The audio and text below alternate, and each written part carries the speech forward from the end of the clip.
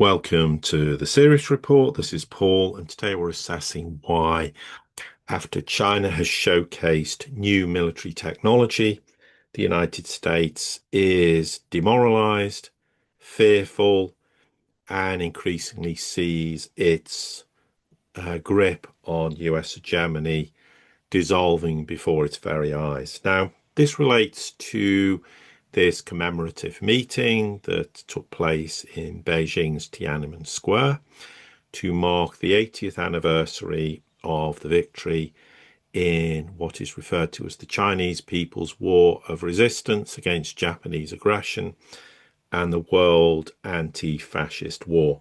Now, unsurprisingly, China decided to include a military parade. And as much as anything, this was done to sharpen minds in the West and to make people realize that as much as they understand Russia's militarily light years ahead of the West, so ironically is the Chinese. Now, amongst the things China showcased was what is called a DF-5C strategic nuclear missile that has a range exceeding 20,000 kilometers, meaning it can cover the entire world in terms of its strike capability, and it has distinct advantages in defense penetration and precision. So in essence, this is a liquid-fueled intercontinental strategic nuclear missile, and it has a number of distinct features. Firstly, it relates to a new structure, as the whole missile is transported in 3 sections by 3 transport vehicles. That means its launch preparation time will be significantly shorter than previous DF-5 series missiles, and with a much faster response speed. It obviously has a far larger range and is capable, as we said, of covering the entire planet. Therefore, China has the capability and the means to launch counterattacks on any military targets anywhere in the world that would potentially, and I stress potentially, pose actual nuclear threats to China. And the other thing, of course, is the DF-5C can be launched in various methods. Its flight speed is estimated to reach tens of Mach, which would therefore leave contemporary ballistic missile interception systems with next to no time to prepare.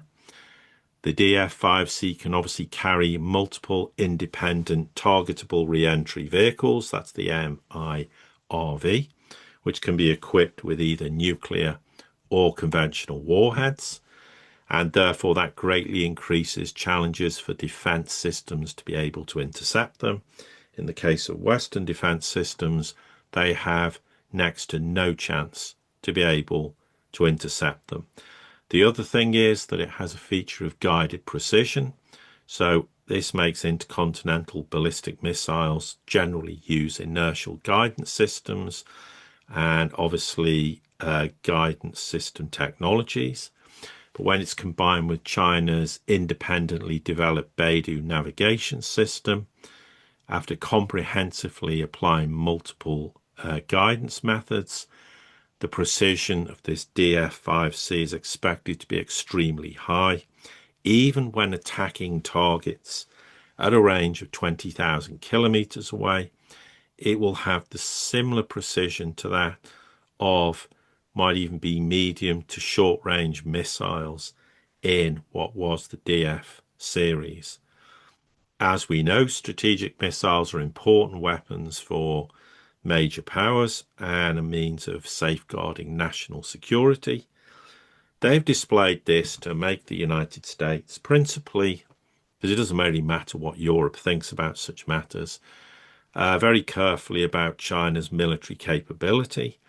As ever, China's very clear, despite developing these technologies, that it advocates ultimately for globally the utter complete prohibition and disarmament of all nuclear weapons in the world. Now, ultimately, of course, everyone should aspire to that, but the chance of that happening, as we know, is next to nothing at the moment. Maybe at some point in the future that will become the case, particularly where nuclear weapons become obsolete at some point in the future because someone develops some other technology which would then render them basically obsolete. China doesn't want to engage in a nuclear arms race with any country, but will maintain its own nuclear forces, but at the lowest level necessary for national security. Having said all that, China's military will said it will deal with any external threats, and on that basis is constantly developing new weapons technology. And the United States will look at this and be fearful and be demoralized because they're not anywhere near approaching this level of technology themselves. And every time they think, well, at some point in the future, we'll aspire to having the same technology, the Chinese and the Russians develop another iteration or new technology that means they're constantly evolving at a speed that the United States currently will never be able to aspire to gaining parity with.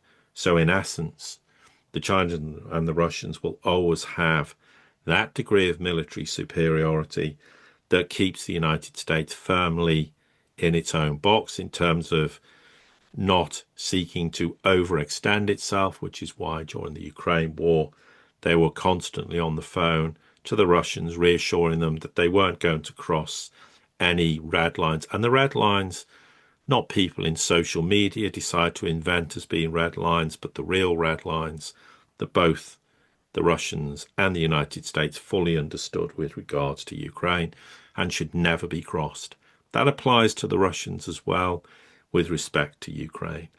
But this was an opportunity to showcase this particular missile with the full intention of the United States letting it sink in to exactly what this means, what its capabilities are, and why, in the event of a nuclear war, which, as I've said, will never happen, but let's just work on the basis it does, China has the technology to strike anywhere in the world with ease, with high precision, at high speed, and with devastating impact. China also highlighted other technologies, including these new anti-ship missiles that were displayed for the first time. 3 of them were hypersonic missiles. They adopt different configurations. And with all these abilities to have diversified carrying platforms, it's extremely difficult for existing anti-ship missile defense systems in the world to have any chance of intercepting them. And of course, that means the United States and its allies. So the anti-ship missile formation at this military parade consisted of the YJ-19, the YJ-17, and the YJ-20 hypersonic missiles. So they can be carried on a shipborne aircraft, on surface vessels, on submarines. They have long range, fast speeds, they're very destructive, and therefore at sea, they're devastating weapons. These new missiles are different. They adopt different configurations, which also means they've adopted different technological capabilities. So the YJ-17 has adopted what's called boost glide wave rider configuration. It possesses therefore hypersonic technologies. That missile can achieve flexible maneuvering and trajectory change, which means it's incredibly difficult to intercept. The YJ-19 has what's called air-breathing hypersonic weapon. It uses what's called this scramjet engine technology, where it can achieve full course powered flight. The air-breathing hypersonic cruise missiles, therefore, can be smaller in size and fly faster, and expected to maintain at least Mach 10 and considerably higher. The air-breathing hypersonic cruise missiles have far greater maneuverability, far more difficult to intercept, and because they have this air inlet, it means that type of missile doesn't require the use of rocket engines with the so-called built-in oxidants for a propulsion, but instead obtains oxygen during flight through the air inlet. That significantly reduces the volume and weight of the missile. Again, these are technologies that the United States at this point in time doesn't possess. In terms of the YJ-20, that adopts what is called a biconic configuration. So this is a boost glide anti-ship missile.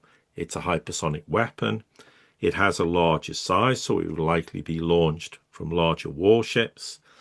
But again, through its air rudders, it has immense maneuverability, and it increases the missile defense's also penetration capability. As much as there are people in the West who like to make out that a hypersonic missile relates to speed, it doesn't. It only really relates to missiles that fly primarily in the atmosphere and have the capability for significant maneuverability. So it makes their ability to be detected and shot down incredibly difficult. The other thing with these missiles, they have the potential to be carried even on air platforms such as the H-6 series bombers. So the fact these missiles can be deployed on carrier-borne fighter jets, large surface vessels, and attack submarines makes them quite a formidable proposition. Again, this is the Chinese demonstrating to the United States we are constantly evolving our military capability and technologies. By the way, we know full well you have no capability whatsoever to do anything about this in terms of intercepting them. The other big thing is we talked often about drone technologies. China demonstrated multiple types of anti-drone equipment. They were put in formations, obviously, at this V-Day military parade we just mentioned earlier. And this led to the systemic construction of different genres of anti-drone equipment. And their application can significantly and will significantly improve anti-drone efficiency. So they debut direct energy anti-drone weapons. Also indicates that China's new anti-drone technology is cutting edge in terms of its global application. So in terms of having anti-drone missile and artillery systems, having high energy laser weapons and high powered microwave weapons can provide what are termed both soft kill and hard destroy unmanned aerial vehicles. And China's anti-drone combat equipment is built as a complete system. So therefore, through this comprehensive application, the efficiency of the anti-drone warfare can be greatly improved. This is particularly suitable, therefore, for intercepting operational level, so-called loitering munitions, suicide drones, or what are termed multi-rotor drones. The systems can also be mounted on military vehicles.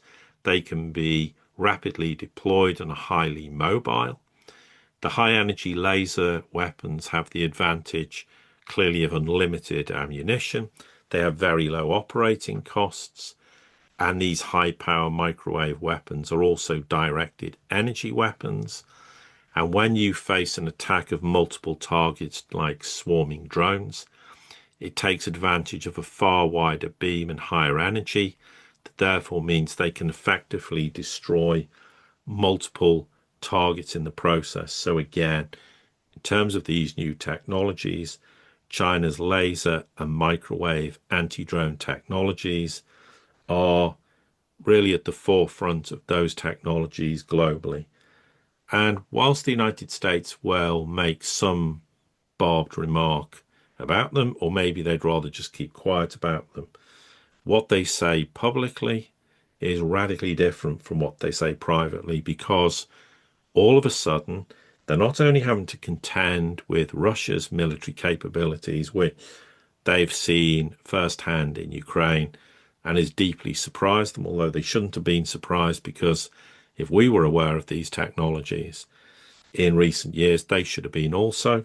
Unsurprisingly, their arrogance, ignorance, and stupidity means they fail to do so.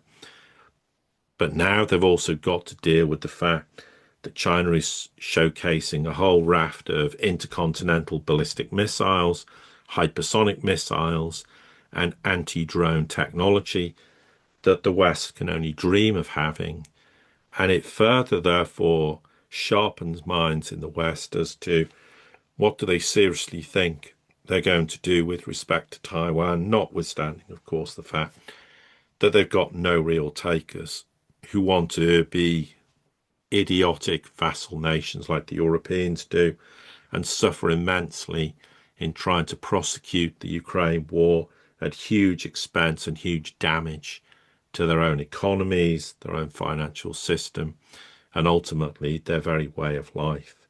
So this day will be remembered by the Americans.